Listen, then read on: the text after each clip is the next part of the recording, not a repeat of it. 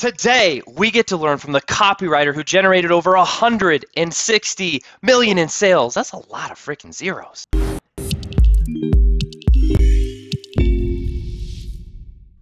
What's up, FlowChat fam? Chris here, CEO and co-founder of FlowChat, talking to real entrepreneurs that are getting real results. And that matters because who wants to learn from fake and phony, different things going on?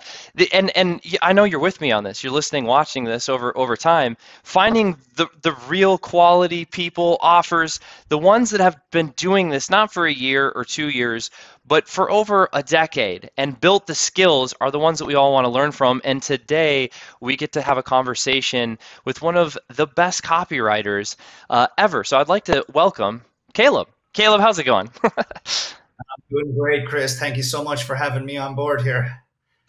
Wait, I forgot to, we were talking a little bit before we jumped on. I forgot to ask, where are you based? Well, I was born in Ireland, if you can already, I'm sure, guess from my accent. But that was going to be my second question. But I've been living in Miami Beach for nearly the last 6 years, and I'm here in the south of Spain for the summer as we speak. Ah, in Spain. Okay, right on. So actually, this is a great place to start for everyone. So Caleb he doesn't know this yet. He has multiple great things prepared for you that we're going to be covering today. All things around copywriting, AI, and funnels. And most importantly, listen for this, and we'll be closer to the end.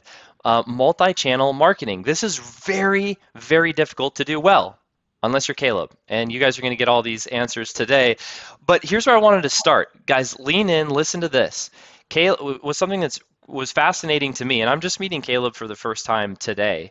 I was like, oh my gosh, I got to hear more about this thing. He moved from Ireland to, I didn't know you were still in Miami. I saw that you moved there originally. Is it true? You moved in with Gary Halpert? Yeah, I had an extraordinary opportunity to move from my hometown in Ireland when I was just recently 21. I say recently, I'm 40 in a couple of days. Well, happy early birthday. Thank you very much.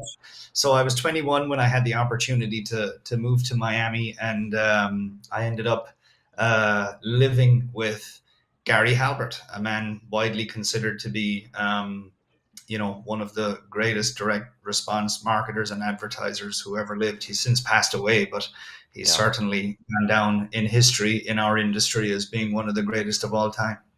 One of the greatest things that you can do as an entrepreneur sometimes is just relocating. It's putting yourself in the proximity of the greats. And so anyone that's done this is very interesting to me. And I wanted to hang here for a second, Caleb, because if you're listening, watching this, by the way, and you've never heard the name Gary Halpert, that's why you're not making as much money as you can. You should Google Gary Halpert and start doing, it sounds like what Caleb ended up doing. We'll hear more of this in a second, but just reading all of his copy, physically write it yourself. This is one of the best overlooked copywriting skill building activities, in my opinion. It seems like all the greats have followed this pattern. Caleb, and so, for people that haven't heard the name, obviously a great copywriter. This is like, if you're a golfer and you love golf, you get to move in with Tiger Woods when he was in his prime, around his prime. Like, this is a really big deal. So first of all, like, before we get into the copywriting and some best practices of what he said, what was it like just living with him? Was he like a messy guy, a clean guy? Did you see him much? Like, what were the passing conversations like? Yeah, I lived with him, so I got to live with him and spend literally every waking moment of my existence with him. So he was a fabulous guy. He was a very fun guy to be around. Anybody that knew him, he was the type of person who madness and mayhem and danger and excitement and adventure followed him everywhere he went. He was a very, very, very unique and extremely rare type of human being. I've never met anybody like him, never met anybody before him like him, and never met anybody since like him. And anybody who knows Gary personally would usually have some sort of near-death experience story. This is great. Crazy adventure. They're known as Halpert stories. And he was a genius at what he did. And every genius has their unique ways of being in the world, and he was no different. So he was a very adventurous and addictive guy to be around, because you never really knew what was coming next, and it made every day Always adventure. adventure. Yeah, so many people kind of average, boring lives, and Gary was not one of those people. There was always something crazy going on. There was always something unfolding. There was always some surprise um, experience that was, worthy of a chapter in a book. Well, so now you got my curiosity, and it sounds like I might be trending okay then. Hey, Caleb, there might be hope for me. That's what I hear. People ask me like, "Oh, how's your week going?" You hear a response like, "Oh, same old, same old." Caleb, if you ever, I tell my wife this too, is like, if you ever hear me say that phrase, you are allowed to right hook punch me in the face and knock me out. Like, life's short and it can be awesome. So, like, last week, I was shooting machine guns out of a helicopter for the first time. Sorry, Yeah. second time, technically. It's like, what? Like, wait, why were you doing? My friends make fun of me sometimes. They call them like Allen adventures. I'm just always doing like these random things. So Gary was this personality. When you're like around the house doing things, was he like, a good leader, like mentor, or is he like, all right, kid, like, go give me my coffee, da da da da da? Like, was he making you be the grunt and like put your time in, or what was his style? Oh yeah, absolutely. He was 67 when I met him. I was 21, Okay. and but he was absolutely that. You earned your place in his Okay. world. No doubt about it. But he was also, he was a man of many personas. He was my boss, he was my mentor, he was Yeah. a grumpy, cantankerous old man. He was a really good friend. He was a confidant. He was able to effortlessly transition through each one of those personas Cool. and pull it off magnificently. So he was a really remarkable person, and you know um, every bit the genius that those who have learned from him and knew him to be. That's cool. Well, I thank you for spending some time. I'm going to use a perfect little transition segue to start getting into more of your story now and why you're here today for everyone. And so, and to tie these worlds together, when he put on his mentor hat and he was starting to help you build your skill, well, how did you start building skills with Gary? Yeah, there was a lot of in the very early phases. I didn't go to him to live with him for 3 years. He agreed to mentor me for 3 weeks, and then Wow. it wasn't like, hey, like, I'm just going to come and live with you for 3 years. It was, I had tormented him to the point of, losing his mind, and he finally agreed to give me 3 weeks of his time. So during those 3 weeks, there was a lot of very, very structured, um, training there. And really, at the end of 3 weeks, because he thought that he was just going to give me 3 weeks, and then I would be gone. But at the end of 3 weeks, he saw some opportunity in me, and Mm, gave me the opportunity to stay. And at that stage, I had no money, and that's when he invited me to, essentially sleep on the floor of his home office. And from that point forward, it was a lot of the training was very much osmosis. It was very much just mm. constantly being around him, seeing how he thought through things, see how he put things together, and just very much it was very much kind of conversational. But one of the things that you mentioned that he made me do a tremendous amount of was writing out winning ads. I did that for a horrifically long period of time. Anybody who's ever done that, you might sit down and do 20 minutes, and when it starts to become a little bit uncomfortable, you kind of move on to something else. I did that for like 12 hours a day for weeks. Wow. And it was a form of torture that is, for somebody that never did that much writing in my life. There's a whole, the muscles of your body need to get Not right for accustomed. 12 hours a day, is what I Yeah, hear you saying. it's pretty crazy. But that is something that he believed in massively. He believed in the idea that, you know, you can learn certain things intellectually, but the real stuff you need to learn, you know, from osmosis. You need to just pick up the things that are not spoken about. You need to, you know, the spoken about stuff that, you know, is really the magic. He believed It, that that was really, you is know, there any example or story, like one osmosis story that you could share with us? I none really come to mind. I mean, a lot of people ask me, "What's the greatest thing you learned from him?" And when they ask me that question, they really they're looking for some sort of advertising tip or trick, some sort of tactic. And in reality, the greatest thing I learned from him was how to think, and Yeah, that yeah, came from just constantly being around him, constantly understanding how he would approach things, how he would think about things, and through just endless hours of just talking back and forth. And, you know, so I don't you have got any those one reps. osmosis kind of example, but it was, you know, a lot of his approach to things with me, at least, because I know that he had trained other people and I know those people and they got different educations from him than me. Mm, But the way that he kind of taught me was not very structured. He never really sat down and told me, you know, here's how to write a headline. What he did instead was he taught me how to think in a manner that resulted in the generation of headlines. And therefore, copy became a symptom of a way of thinking, a way of approaching the creation of advertising, the creation of businesses. So he would teach me ways to think, ways to look at things, and a natural outcome of those ways of thinking and looking at things was great advertising. love And it.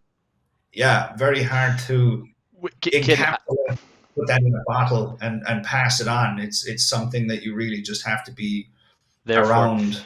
Yeah. I'm gonna make one more subtle little push to go a little bit deeper, and then I'm gonna zoom out and not make you work so hard here, and have some highlights and takeaways for everyone listening, watching. What you're Yeah. when you're thinking, but you got my curiosity here. He's like, hey, he helped me with my thinking, like how I would approach the headline that would help generate all kinds of different headlines. Was some of the thought like, okay, it's in this particular market, they're at this point in the buyer's journey. I don't know, like Eugene Schwartz, 5 levels of awareness. Hey, they're a problem aware buyer, so now I'm going to, meet them where they're at, and the types of headlines and formats that I would come at it with would be that. Is that an example of like how he would help you think about it? Well, as I said, he was not as structured as that. Okay. But he was profound in the ways that he would do things. So he, as an example, he would never sit down to write an ad until he had found out who the top competitors were in that Ah, so niche. he would do market research first. He would do competitor research first. Competitor research. That's Um, a great thought. because Great if example. and I have, this has, been responsible for a great degree of my success. And it's something that I constantly teach people because very few people really do this. If you understand, if you can find out who your top 3 to 5 competitors are, you pretty much have the blueprint for success because they didn't just wake up one morning and be a Yeah, top right. five. These guys have figured out everything that needs to be figured out in order to earn a top 5 place in a niche. So if you can find those top 5 guys, you can pretty much reverse engineer everything that they're doing. And what you're doing is you're reverse engineering the blueprint to be a top 5 competitor. So, you can literally figure out who the prospect is, where you need to be advertising, what you need to be saying, what you need to be Love it. offering, how much you need to be charging, what the objections are, what the rebuttals are, everything, what the upsells are, what the downsells are, where to run ads, what to say, how to say it, who to target. You figure everything out. So this is an example of kind of the strategic thinking that he would kind of convey to me that was needed in every project. Anytime he sat down to create a winning ad, he was a very unusual guy in the sense that Most copywriters, most advertisers specialize in a specific niche. Yeah. And he specialized in succeeding in any niche. And Mm. there's very few people that could do that, can do that. And it was because that he had a way of thinking, he had a methodology. And that methodology, that way of thinking started from the perspective of, actually, I'll give you a real high level Halbert concept that he used Please. to talk to me about all the time. Um, the secret to success is do what the best are doing, just do it better.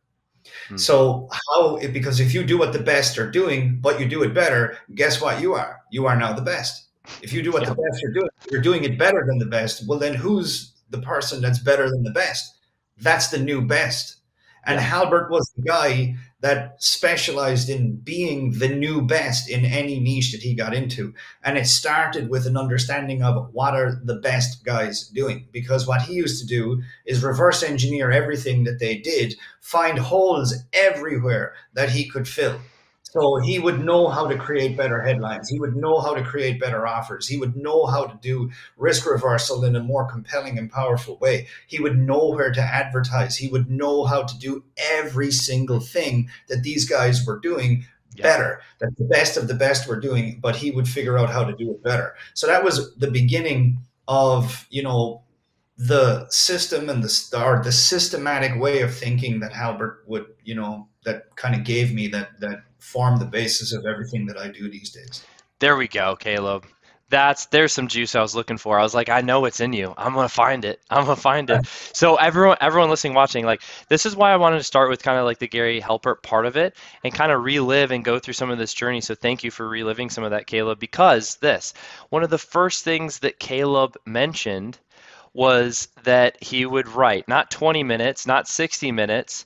Usually the amount of effort we think and what we expect to come back is drastically out of proportion.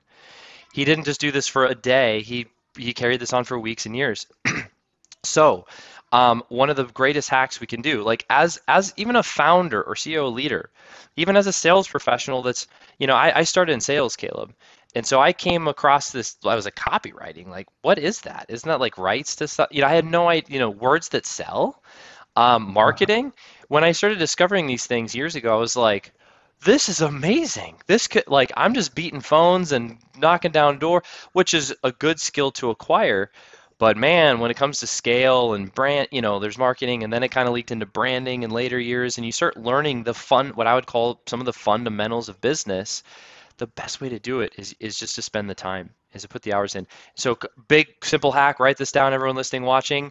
Find the copywriter that you really like. Recommend Gary, recommend checking out Caleb's stuff and just read their site. Write the words that they have written because when you're spending that time, you're building new neuroplasticity pathways in your brain, and you're starting to obtain and absorb and understand it to a higher level. If you say it out loud, audio, you're writing it, kinesthetic, and you're reading it, visual. You have the three learning styles. You'll retain it a lot better. The second thing, Caleb, if I can, that you were saying is, I love the market research piece.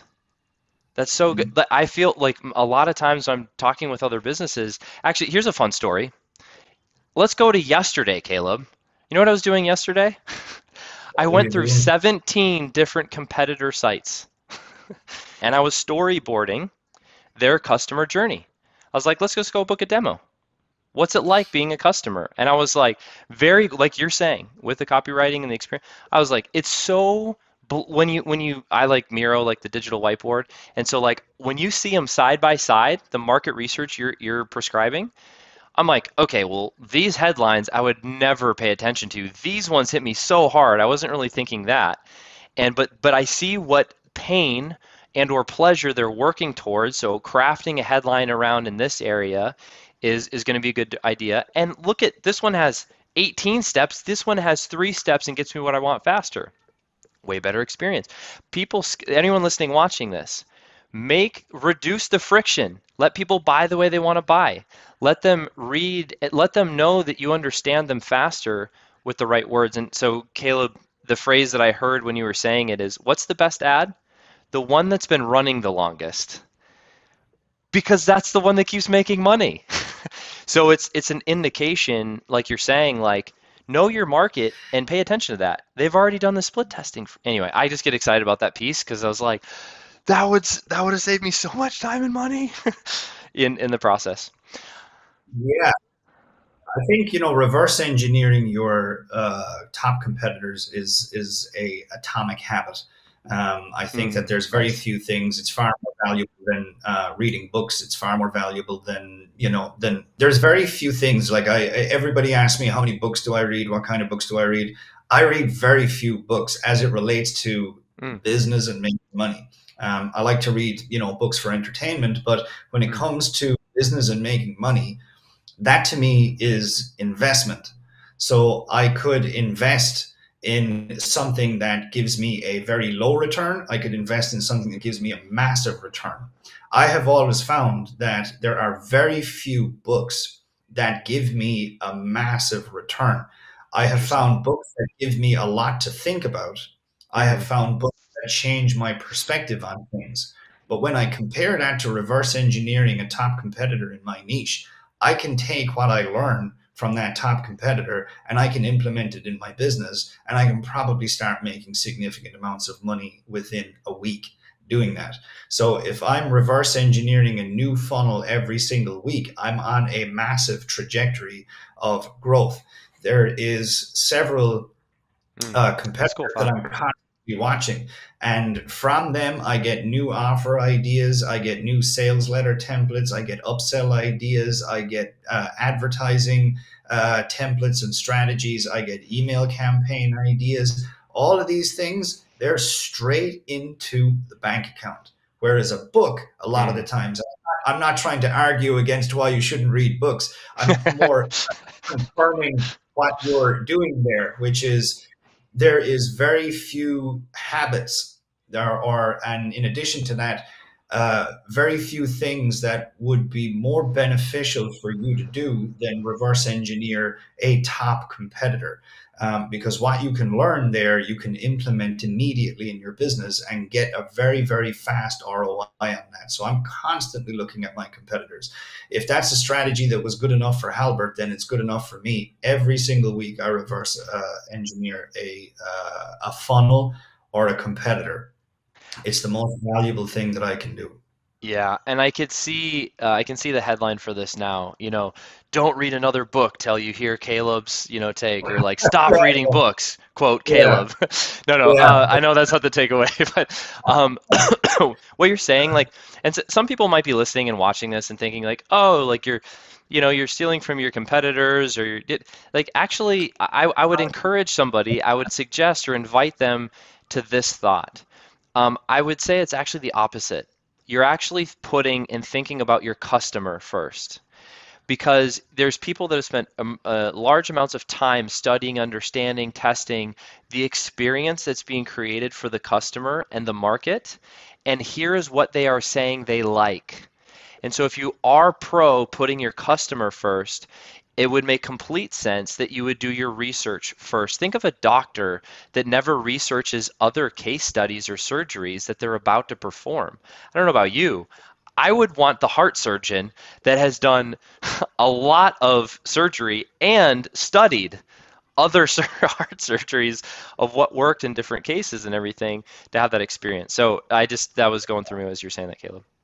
yeah, and I definitely think it's the latter. There's when I reverse engineer a competitor and what that competitor is up to, what I'm essentially learning is, techniques that I can uniquely apply in my own business. I'm certainly not talking about, copying and pasting or plagiarizing anything that anybody Yeah, is doing. I'm simply, like you gave that analogy there of the heart surgeon. If you're an up and coming heart surgeon or an existing professional heart surgeon, and there's another elite level heart surgeon, and you have the opportunity to stand over their shoulder and see, unique surgery techniques that generate, that save the lives of your patient that you yourself might not be using. And you can take those same techniques and adapt them and adopt them and perhaps improve upon them yourself. That's not yeah, to me plagiarizing. That's education. That's learning. And yeah. we're not talking about copying or pasting. We're talking about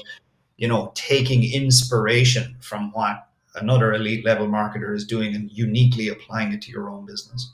100%. Yeah, great clarification.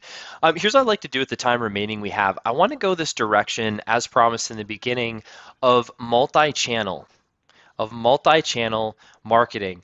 And a couple, as you're listening, watching this, you're going to want to tune into this part because this is sometimes can be the make or break moment in the direction of your company, and it has been in mine. Because if you do all of it too fast, too soon, it all sucks. It's a mess. You're overwhelmed. You get no fruit from it. And so part of what I'd like to dive into, Caleb, is number one, like in today's world, I think it's we don't have to convince anybody that being omnipresent is almost like you if you're not, you might as well just not even do it.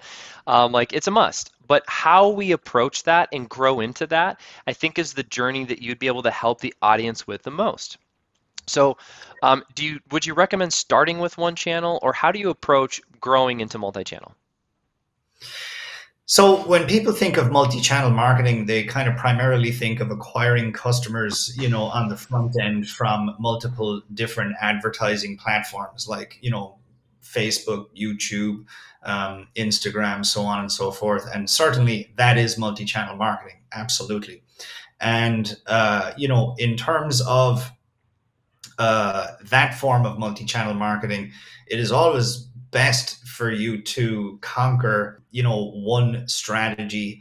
If you have not conquered one strategy or one traffic source or one customer generation strategy, if you have not conquered one yet, then it is highly advisable that you become an expert on one channel. And only when you have essentially mastered that channel and scaled up that channel, in my humble experience and opinion, only then is it wise to move on to another channel. But there is also multi-channel marketing as it relates to ongoing communication with your customers and prospects Mm, after you have acquired them. And in terms of that type of multi-channel marketing, that is also multi-channel marketing, but it takes on a very different kind of approach. And multi-channel marketing to existing prospects and customers is, mm, extremely, I think, necessary. Because if you take, for example, email, if you have 1,000 people and you send them an email, a really, really good open rate on average would be about 20%. So 200 people would open your email. Really good kind of click-through rate on an email like that. If you got 50 people, you'd be really doing very well.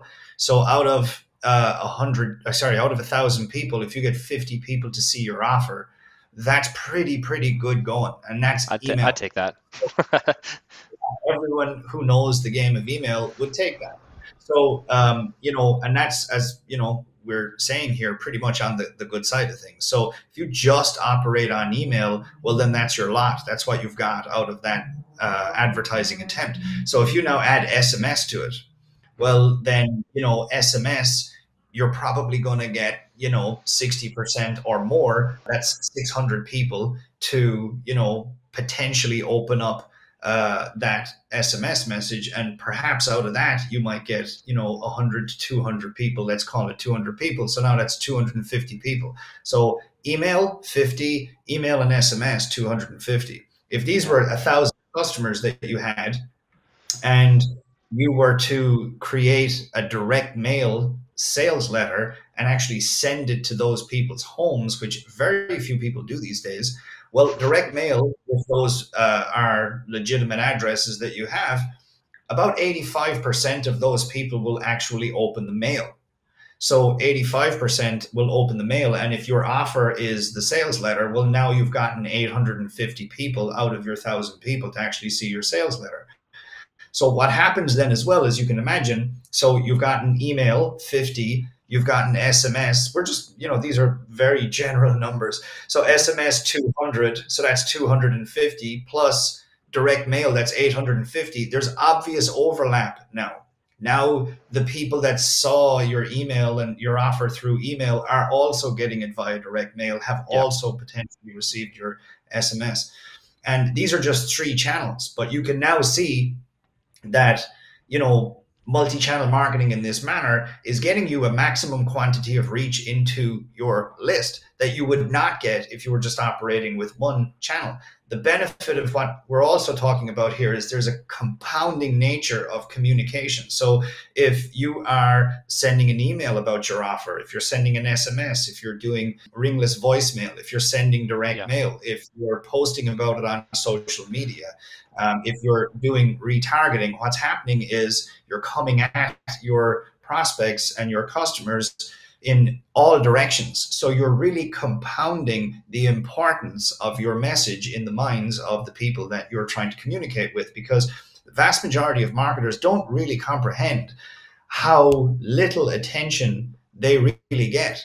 Like, even in the case of email, you send 1,000 emails, 200 people open, 50 click through. That doesn't mean that 50 people have seen your offer. The average bounce rate is like, there's like people spend like 2.5, 3 seconds on your website. So Yeah. out of those 50 people who have landed on your website, like perhaps 30 of those people stayed 5 seconds and bounced. And in your head, you might say, oh, 50 people saw my offer. That's actually not the case at all. And then out of the 30 people that bounced, and you've got 20 people that left, how many of those people waited and got all the way down to your offer? You're really probably talking about less than 10. So this idea of multi-channel marketing and coming at people in all of these different ways not only gets you reach into your audience that you wouldn't get if you were just operating on one channel, but it compounds the importance of the message that you have to offer, and it gets more people to pay attention. If you're coming at something from all of these various different channels, then it starts to make the prospect or the customer think, hey, I really need to pay attention to this, because there's this is coming at me from all angles. Whereas if you were just coming at your prospect from one channel, not only would you not only would you not get the maximum reach that we're talking about here, but you wouldn't get the emphasis and importance. You wouldn't be able to convey the emphasis and importance of your offer and what it is that you're trying to sell to that customer or prospect. This, So multi-channel marketing has been, unquestionably proven to be significantly more profitable than not doing it. you know, but it's funny as you're I appreciate you articulating that and sharing, also just revealing some of the numbers like industry averages, or like, what's like a good number to shoot for. So many times we get asked, well, I'm doing this thing, but is it good or bad? They have no idea. Some people will look at it and be like, oh, I only got, a 30% open rate. And it's like, oh, actually, that's not terrible, but sometimes people just need that guidance that you were providing. Now, on the multi-channel thing, just to share a story, a short story about this. It's funny. Like in this last week, we were reevaluating our buyers, our members, right? And we found that over 60% of them, it's probably closer to like 80, but I like to be conservative with the numbers. So very safely over 60%, all had seen our site and watched at least like 10 minutes or more of our stuff on our YouTube channel. And so I think, to kind of like put together some of these dots we were discussing is start with one offer. Start with one acquisition channel. If it's Facebook ads that you're referencing earlier, cool, like conquer that one first. And once you have that, you have it here, make sure that your site and your emails and your SMS, or maybe some of your organic content, are communicating the same thing. I think sometimes the confusion is, well, I got to sell this and I sell that. When they're seeing your stuff, they're so confused. It's a very confusing experience. So what you're suggesting is like, hey, consider these other channels. Here's the rough numbers. And when you're getting that second, third, and fourth, and sometimes fifth or more touch point, that's reaffirming and confirming the same thing that they heard before, that's what's building the customer journey that starts to convert like crazy. How come it's that Caleb and Facebook, gets the highest ROAS? It's like double my ROAS. Well, it's probably, you can go look at his ads, right? But if you look at the full picture, you'll see that it's not just his copy. So anyway, like that piece is something that you clearly do very well. In fact, if you're at this point and you're leaning in, you're like, oh my gosh, like I've known this to be true, and I need to focus more on this. Caleb was really nice to put together at his site, multichannelmarketing.com. All my checklist people, this is your time. This is your moment. You can get this checklist for it's a 21 point checklist for multi-channel marketing. Caleb, anything you want to add to what to set their expectation when they get this? Yeah, I mean, if we're acquiring customers on the internet, we're pretty much talking about using some form of a sales funnel.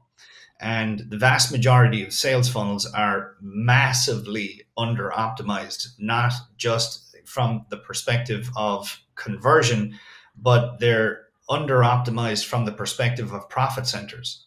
So there's Mm, two ways to optimize a funnel. You can increase the conversion rate of sales copy. You can test headlines, you can test landing pages, you can test price points and offers.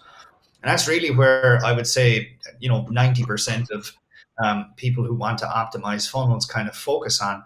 But in essence, there's a faster and more surer way of increasing your profitability of your funnel, and that is to add in profit centers. We talked about direct mail. There's essentially 21 profit centers that we include in every sales funnel that is independent of conversion rates. So, if you are, as an example, one of these profit centers is upsell abandonment strategies. So yeah. if somebody buys from your order form, um, 50% of those people, if you have one or more upsells, 50% of your buyers don't land on your order confirmation page. That means half of your buyers abandon. So what have you got in place to, monetize abandons? This boils down to actually a concept taught to me by Gary Halbert. We can come back to Gary Halbert. He had this concept called Operation Money Suck. And Operation Money Suck, he was great at labeling things. Operation Money Suck means different things in different contexts, but certainly within this context, essentially every single touch point in your business is an opportunity for you to monetize. So any action that someone takes or does not take, any action positive or negative, is an opportunity for you to optimize. So for example, on an upsell page, there is essentially three actions that someone can take. They can buy, they can decline, or they can leave. And within those three actions, there are multiple optimizations that you can have. So you can have several different profit centers around each one of those three actions. So Operation Money Suck is about monetizing and optimizing any and all actions that your prospect takes, positive or negative, or your customers take, positive or negative, as it relates to your business. Even contacting support. Like if your support staff don't have, a footer, a superscript at the bottom of their emails that offer additional products and services, then how much email is your support staff sending on a monthly, yearly basis? If you are a company of my size, you're probably sending millions upon millions of support emails a year. And think about it. How many of those support emails have a monetization strategy in them? For 99.9% of internet business owners, the answer is zero. So by putting a Yeah. superscript in there that offers people additional products and services, how much more money do you think that could essentially add to your business? So this idea of Operation Money Suck is that you would identify every touch point, negative or positive, that a prospect or customer has with your business, and you systematically optimize each and every last one of those touch points. As it relates to a sales funnel, there are 21 optimizations, 21 profit centers that we put into every single funnel. The average marketer that we consult with, the average marketer that we work with comes to us with a sales funnel that pretty much has about 5 profit centers or less. Particularly webinar guys have really only got about 2 or 3 profit centers. That's what you're going to learn. You're going to get a list of 21 profit centers that we employ in every sales funnel that, monetizes and optimizes a sales funnel from a profit center perspective. And that's independent of, testing and optimizing and A/B split testing, which of course is very important and absolutely needed. As you're listening and watching to this, I hope, yes, you're taking notes, but I hope you're starting to see why Caleb has, number one, created the results that he has created, well beyond what a lot of us have. But that's why we wanted to have him come on today and share some of this stuff. And I'll make this more plain and more clear. You can hear the level of detail of where he's applying the copywriting throughout the customer journey. Yay, I got a sale. You ain't done. You're just getting started. What about onboarding? What about delivery? What about retention?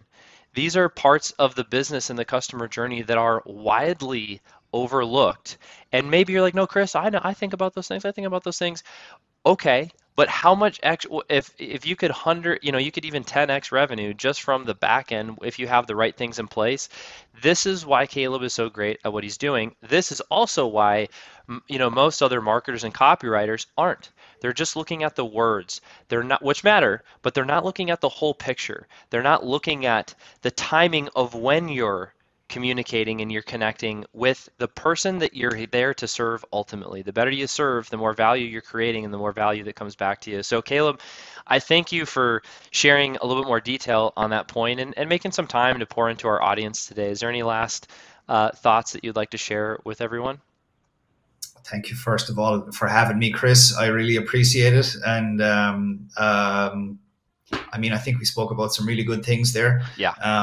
Certainly, I think, we spoke about researching competitors. I think that, if you're looking for a way to massively elevate your game, your skills, your knowledge, your experience, your success, I think that, I got into that habit through Gary. And I also, there's another great copywriter out there named Gary Bencivenga, and he has this concept of the ad a day diet, read an ad a day. And it's the same strategy. But if you can study a winning sales funnel or a winning competitor every week, then there's a compounding benefit to that. You will elevate your game by perhaps 5-10% a week. So you can imagine 52 weeks down the road, you're literally one of the most experienced, one of the most knowledgeable people in your industry at generating, sales in your industry. If you're studying all of your top competitors and competitors in other industries, the amount of money making, sales generating, funnel optimizing, knowledge, savvy, know-how that you are acquiring will, lead you to being one of the top experts in your niche at that particular activity. If you can study your competitors, at least one of them, and reverse engineer them every single week, it's a profound, profound habit to get into. What I heard you say is I need to change my name to Gary to be really good at copywriting, apparently. What was the name of the other Gary? It was Gary something? Bencivenga. Yeah. How do you spell the last name? B-E-N. Bencivenga. He is another, Bencivenga. And what, like, if I'm listening and watching to this and I'm like, that sounds cool, Gary B, he's telling me to go read an ad a day. What's a good resource to go to be able to read an ad a day? Well, I think, reading an ad a day is one part of it. Reverse engineering a competitor a week is another aspect of it. I think that both of those are equally valuable. There's a lot of swipe files on the internet. If you Google, swipe files, there's an endless supply of them. Particularly, older ads, older newspaper ads, older direct mail. Like, I don't discriminate. I will look at, ads from every imaginable industry. If it's a big winner, I've got something to learn from that, because you will always learn tactics, strategies. It's impossible, like, if you're looking for a great idea, the fastest way to find it is to study the great ideas of other people. And then be a little And better, right? yeah, a And then little you're the better. best. A lot of the times people say that they're not creative, when in reality, what they're not is inspired, because creativity comes from inspiration. So the True. question becomes, well, then how do I become inspired? You become inspired by looking at the genius efforts of other people. So if I'm looking for a brilliant headline, the fastest, surest way for me to come up with a brilliant headline is to take inspiration from other brilliant headlines. And this is Yeah. the whole idea of an ad a day. This is the whole idea of reverse engineering your competitors. So I look at any and all winning acts from any and all industries, from back in the 1920s all the way up to this year, last week. So, but more specifically, if you're looking to really crush it in your own industry, you need to find out your top five competitors. You need to Yeah. relentlessly study those guys. They've got the answers to everything that you yourself are trying to accomplish. I love it. Well, I we didn't even get into AI today. We didn't get into Facebook groups, and we didn't get into even how you approach some of the different like creation processes for creative. So if you're up for it, maybe sometime in the future we'll have you back on I and love that. dive into it. My pleasure. Absolutely. Hey, and thank you for listening and watching on today's episode with Caleb. Real entrepreneurs getting real results. This guy, over 160 million, that's a lot of zeros, covered in sales. And it's apparently that started, some of the genesis of that was 12 plus hour days, painstakingly writing copy, putting the time in. These are the types of conversations that we're having because the reality is entrepreneurship can be lonely, but it doesn't have to be. There's other hardworking people just like you, just like me, that really want to make a difference, not just for yourself, but for your marriages or your relationships and your family and your community and those around you. And this is the place where we have all the best content for it. So appreciate you, your time and your attention, and we'll see you guys on the next one.